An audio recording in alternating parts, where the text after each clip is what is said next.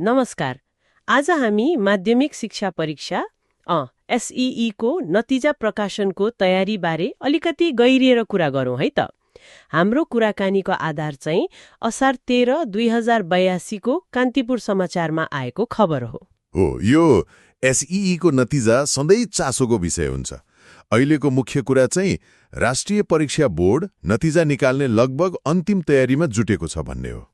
परीक्षा नियन्त्रण कार्यालयसँग ब्रिफिङ पनि भर्खरै सकियो अरे। हो, ब्रिफिङ त सकियो, तर एउटा कुरा के छ भने आजै साँझ 5 बजे बोर्ड बैठक बस्दैछ। ए हो र, 5 बजे? अब त्यो बैठकले नै निर्णय गर्छ नतिजा आजै निकाल्ने कि अझै केही समय लाग्ने हो। भनेपछि आजै आउने निश्चित चाहिँ छैन अझै? छैन, केही प्राविधिक कामहरू अझै बाँकी छन् भन्ने कुरा आएको छ। ए, प्राविधिक कामहरू। कति विद्यार्थी थिए रे यो पटक? यो पटक सहभागी विद्यार्थीको संख्या करिब 5,10,000 जति थियो। ठूलो संख्या हो नि, 5 लाख भन्दा बढी।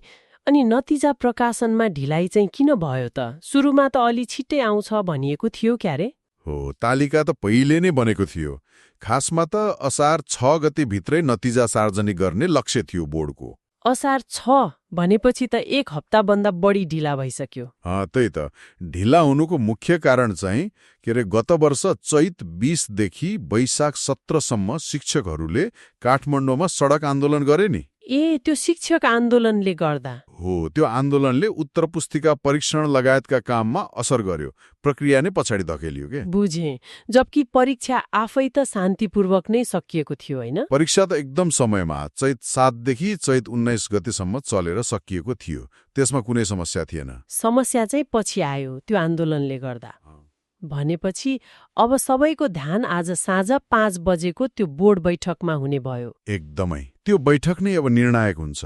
केही प्राविधिक कुराहरू मिलाउनु पर्ने होला। हतारमा त्रुटि गर्नुभन्दा बरु अलिकति समय लिएर राम्रोसँग गर्नु नै बेस होला।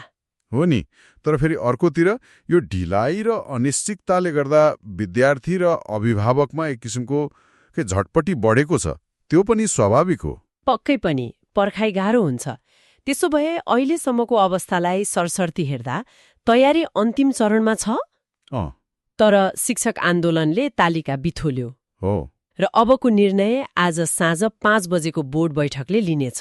त्यही हो। अनि एउटा जानकारी, नतिजा प्रकाशित भएपछि results.ekantypur.com मा हेर्न सकिन्छ भनेर पनि समाचारमा छ। त्यो त सुविधा भयो।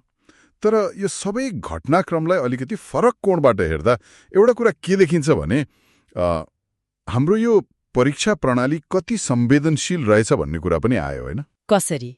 मतलब शिक्षक आन्दोलन जस्तो बाहिरी कारणले गर्दा लाखौं विद्यार्थीको भविष्य जोडिएको एसईई जस्तो परीक्षाको नतिजा प्रकाशन नै पछि धकेलिन्छ भने यसले प्रणालीको प्रभावकारिता वा व्यवस्थापनमाथि नै प्रश्न उठाउँछ नि। हो, त्यो त हो। प्रणाली अलि लचिलो हुनुपर्ने हो कि यस्ता अवरोध झेल्न सक्ने?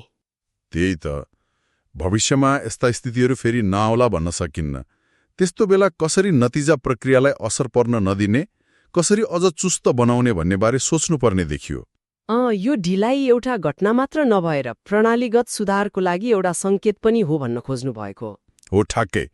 यो विषयमा अलिक गम्भीर विमर्श हुनु जरुरी छ जस्तो लाग्छ मलाई।